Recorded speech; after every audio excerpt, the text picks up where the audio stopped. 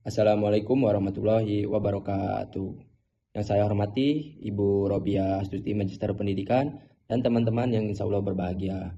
Saya Ari Raditya sebagai moderator dan rekan saya bernama Destiana Safira, Tirti Ajara, Dela Kurnia, dan Lutfiana Sifa. Di sini kelompok kami akan menjelaskan materi tentang instrumen dan teknik pengumpulan data dengan wawancara.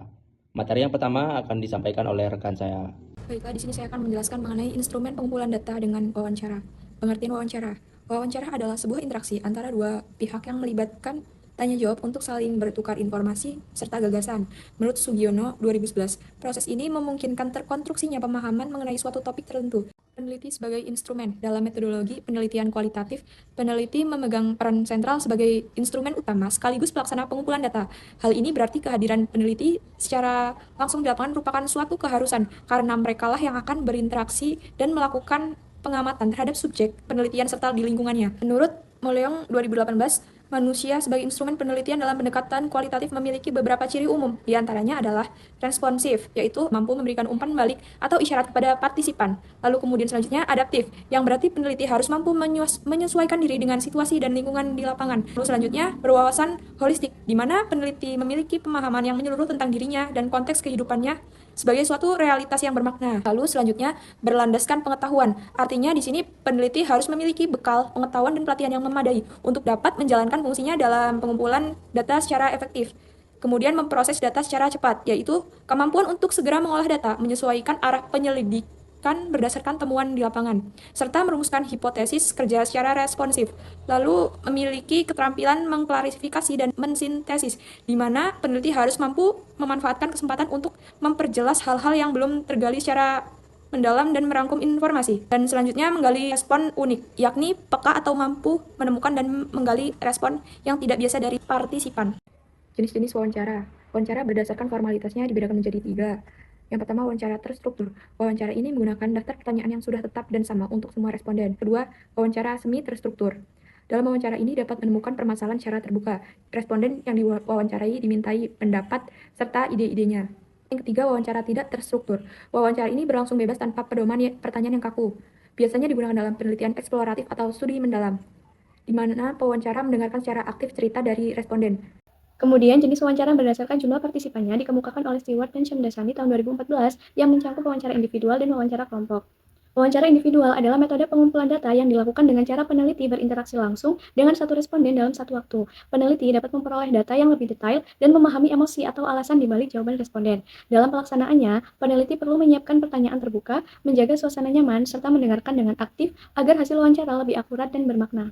Kemudian, wawancara kelompok. Wawancara kelompok adalah metode pengumpulan data yang dilakukan dengan mewawancarai beberapa responden secara bersamaan dalam satu sesi.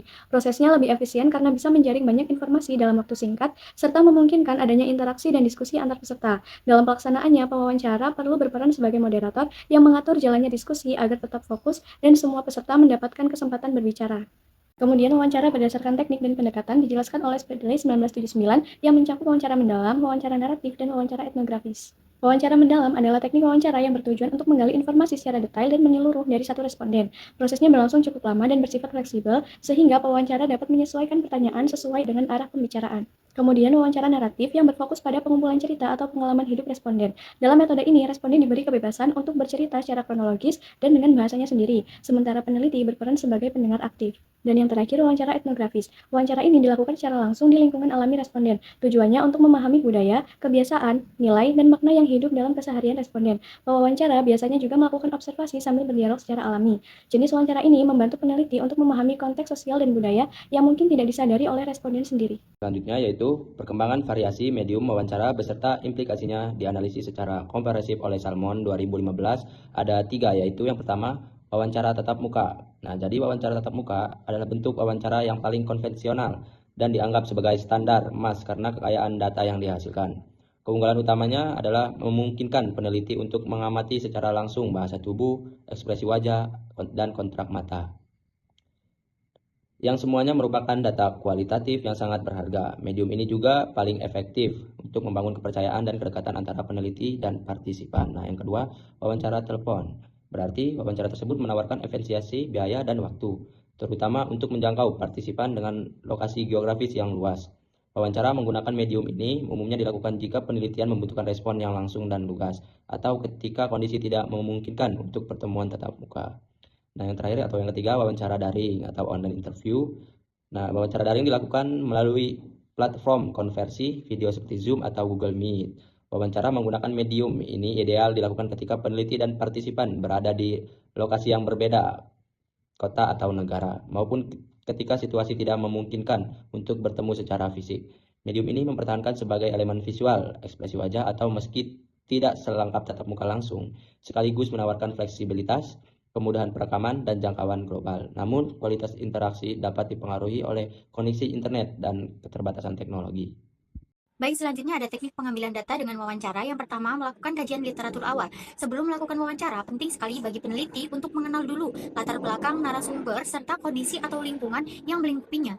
Ini bisa dilakukan dengan membaca berbagai sumber yang relevan, seperti artikel, laporan, atau dokumen terkait. Yang kedua, merumuskan tujuan wawancara. Setelah punya gambaran dari kajian awal, langkah selanjutnya adalah menentukan tujuan wawancara secara jelas dan spesifik. Tujuan ini sebaiknya tidak terlalu banyak, cukup beberapa poin utama, misalnya 4 hingga 6 area penting yang akan membantu menggali pemahaman narasumber tentang topik, cara mereka memproses informasi, dan bagaimana mereka mengambil keputusan. Yang ketiga, menentukan dan memilih narasumber.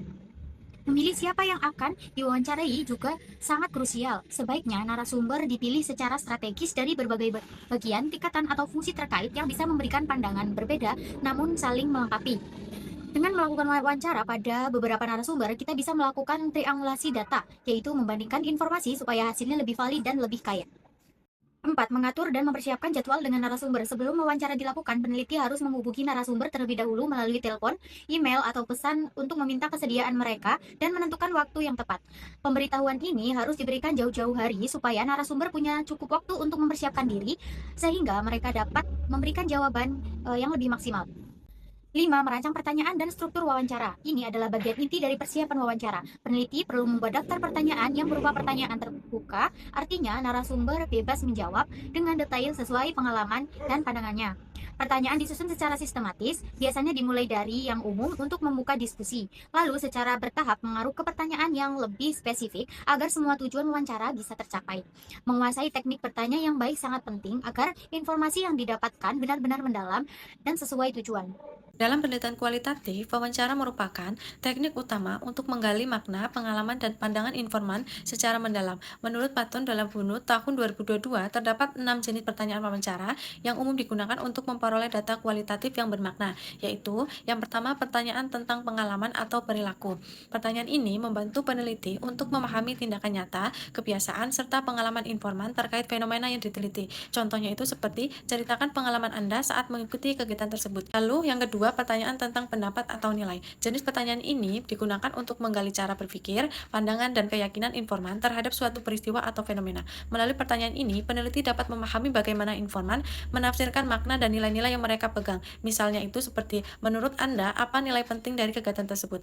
Yang ketiga, pertanyaan tentang perasaan. Pertanyaan ini bertujuan memahami respon emosional informan terhadap pengalaman yang dialaminya. Pertanyaan ini berfokus pada aspek afektif seperti perasaan senang, khawatir, takut, atau bangga yang muncul selama peristiwa berlangsung. Contoh pertanyaannya itu, bagaimana perasaan Anda saat menghadapi situasi tersebut?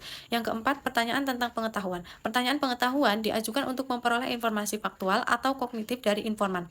Peneliti dapat mengetahui sejauh mana pemahaman informan terhadap suatu topik, proses, atau fenomena tertentu. Misalnya itu, apa yang Anda ketahui tentang proses penerjemahan tersebut.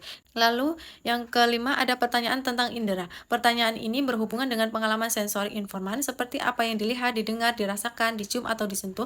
Melalui pertanyaan ini, peneliti dapat memperoleh deskripsi yang lebih hidup dan konkret tentang pengalaman informan. Contohnya itu, apa yang Anda lihat dan rasakan saat kegiatan itu berlangsung.